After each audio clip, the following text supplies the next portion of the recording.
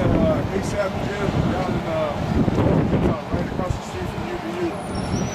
He's a local guy.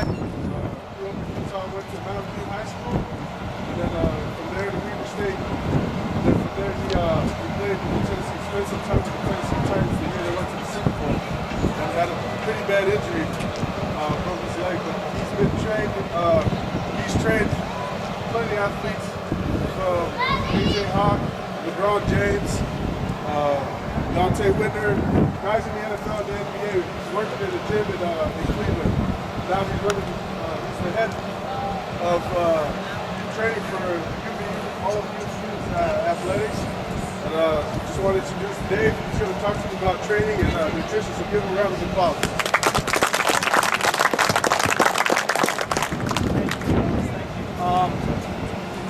So I think, and we were talking about this morning as we were doing the running group, one of the things I think that's overlooked with training, and Fahu's a great example, is reducing your chance of having injuries.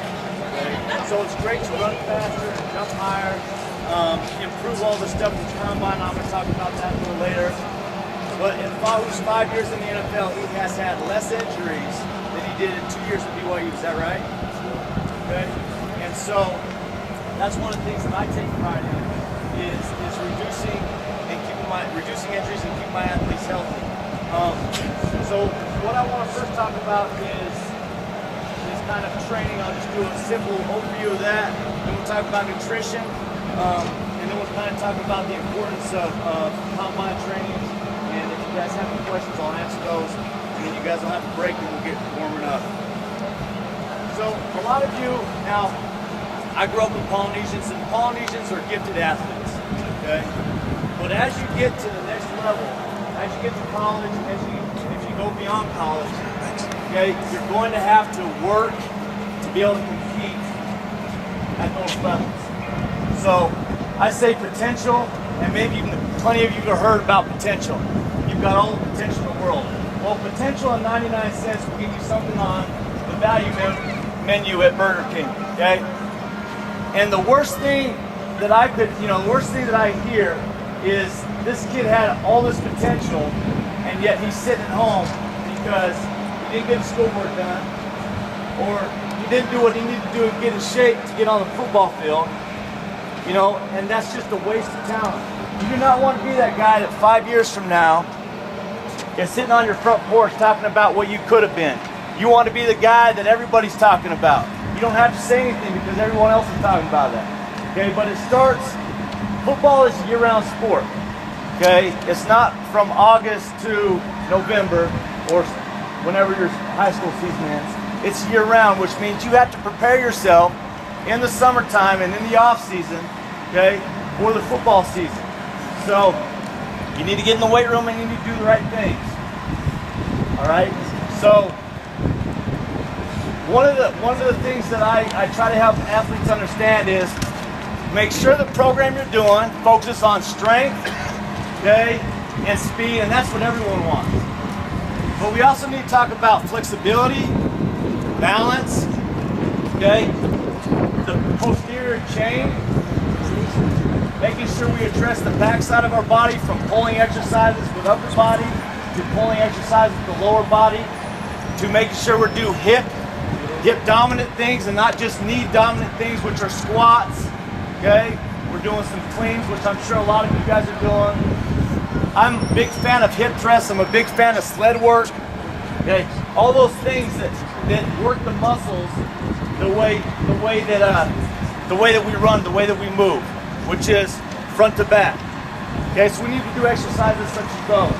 But when you're doing a workout program, make sure you target every part of your body. Okay, not only to get stronger, but again, if we're strong and every muscle's working like it should work, okay, we're gonna reduce our chance of having injuries, okay? Muscle pulls, muscle strength. And when I go through the warm-up today, part of the warm-up, okay, is to lengthen the muscles, activate other muscles, increase the temperature of your muscle, okay? We're warming up so that we prevent strains and pulls, okay? If any of you have ever had a groin strain or hamstring issue, you know that they take a while to heal it, and you're not playing with those. Okay, so we want to reduce those from happening. So a proper warm-up is a big step in doing that. The next thing is nutrition. Okay? And I'm not going to cover a whole lot. I'm just going to go over some simple things. I put this handout on nutrition on my website, okay? And it's just under Gifted Camp handout. So you'll have a handout of the warm-up we do a little later and a handout of the nutrition I'm about to cover. Along with I'm filming this, so if you guys want to go back and reference some of the things I've said or some of the things we do, okay, you'll have reference to that. So it'll all be on the website, which is trainasap.com. But to get into nutrition, okay, how many of you eat breakfast? Okay, how many of you work out early in the morning? Just about everybody. Everyone's football programs start from 6 to 7, go to 8 to 9, 10, right? Breakfast for an athlete is the most important meal of the day, okay? Even if you do not have time. Now, I know when I was in high school, I like to get that extra 5 minutes of sleep. Snooze. I might hit the snooze button twice, okay, which doesn't give me a whole lot of time to prepare breakfast, all right? So what I've done is I've come up with a breakfast shake that you make the night before, okay? Put it in a shaker bottle, put it in your fridge, and then when you wake up, you're ready to roll, okay? But this shake has everything you need, okay? Do you think protein's important? Absolutely, okay? Do you think carbohydrates are important? Absolutely, all right? Do you think vegetables are important?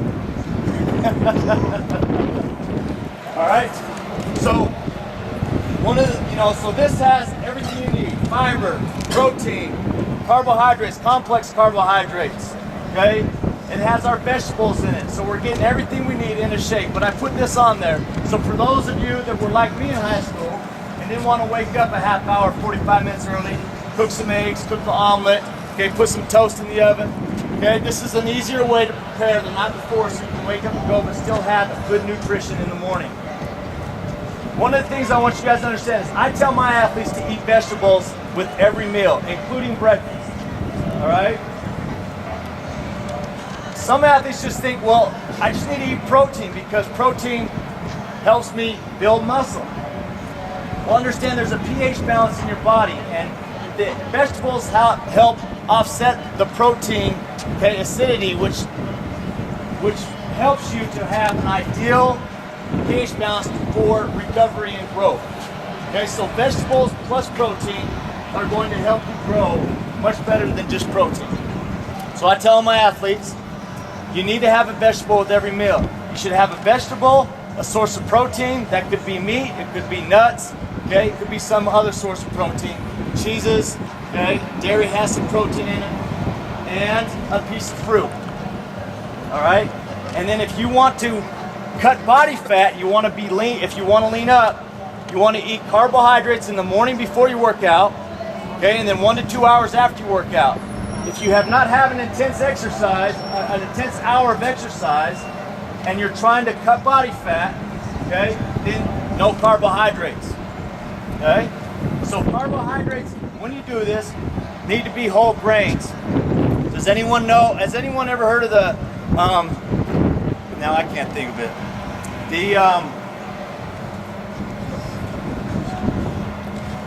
anyways, why do we want to have whole grain carbohydrates, okay? Glycemic index, that's what I was looking for. Has anyone ever heard the glycemic index? Okay?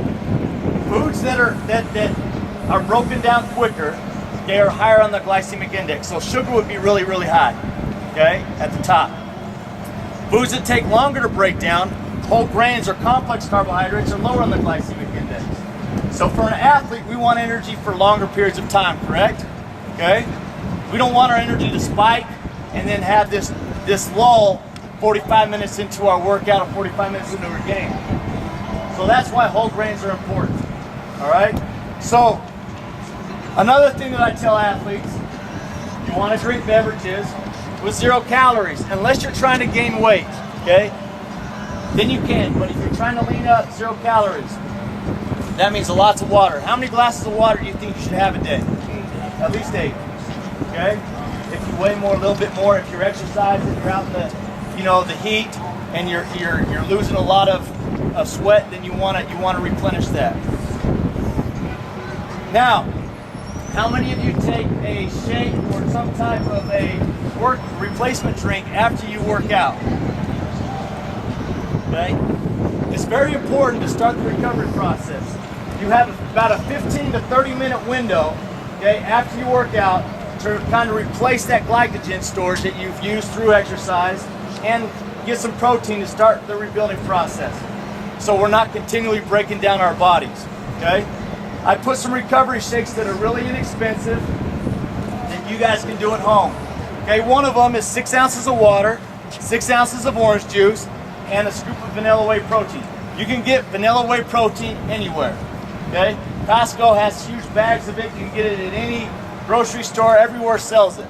Okay, another thing, if you don't want to do that, 8 ounces of chocolate milk and a banana within 15 minutes to 30 minutes after working out. Okay, that will help the recovery process so you come back next day stronger and you feel better. Another thing, when you're shopping, okay, and you're looking for meat for protein, I have this saying that will help you.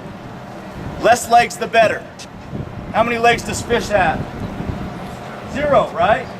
Chicken has 2 legs. Beef and pork have 4 legs. Less legs, the better. Okay. When we're choosing a vegetable, you want bright colors and green colors. A lot of them. Think about a rainbow. Okay.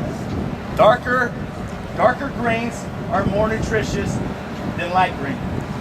Okay.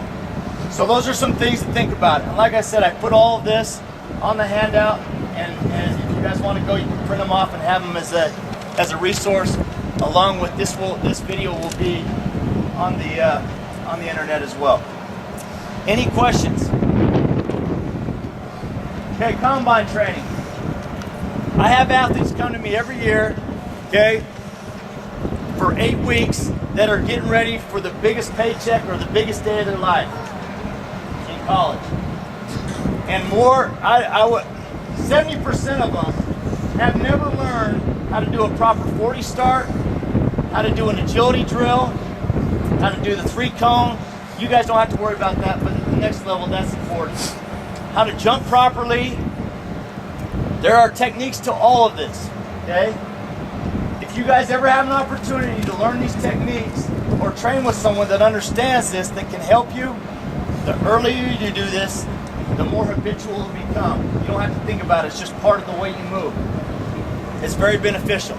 I spend the first 5 weeks just teaching my athletes how to do these drills correctly and the most efficient. Okay?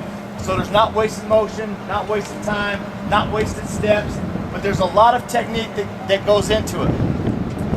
So if you guys have an opportunity to do that, okay, and I don't know how much time we have, but I hope to show you guys some of the things that I teach my athletes to help them today.